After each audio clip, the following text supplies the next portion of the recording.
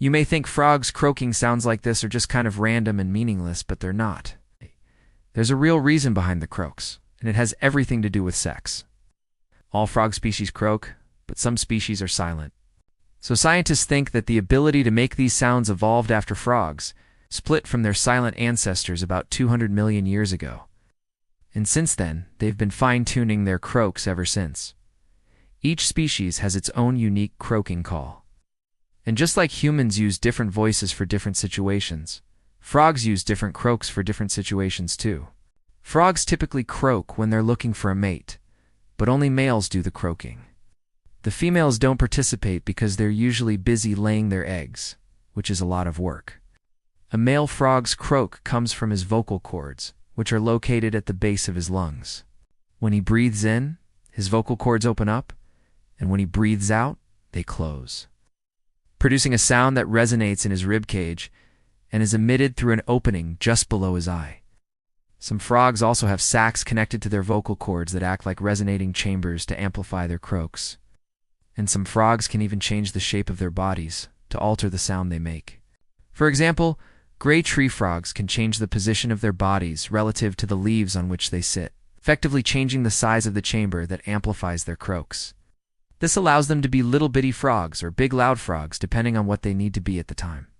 But why exactly do they croak? Well, you might have noticed that you can hear really well in the rain.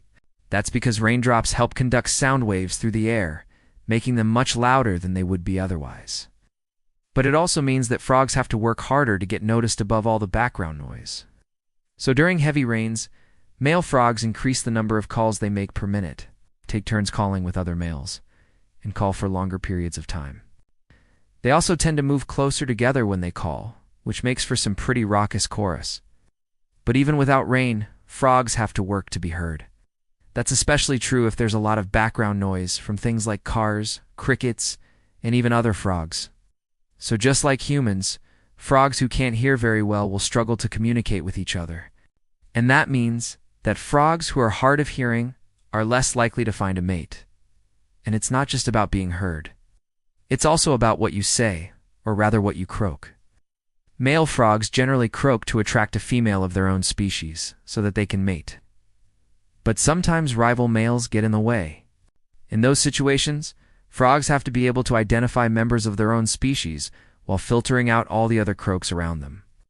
How they do this is by recognizing the unique combination of frequency, duration, and rhythm of their own species' croaks.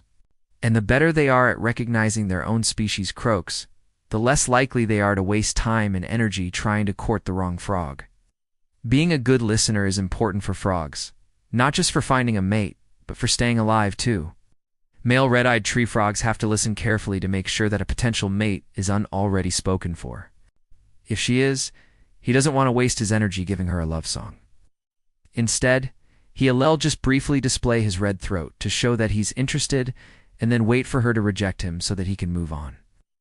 So whether frogs are looking for love or just trying to stay alive, being able to croak and communicate with each other is essential. And the next time you hear a frog croaking, you'll know that it's not just making noise. It's telling its story to the world. Frogs are amazing creatures, and so is our planet at Minute Earth. We love learning about all the incredible things that exist out there in the world, and sharing that love of learning with all of you. We believe that the more we understand the world around us, the more we want to protect it.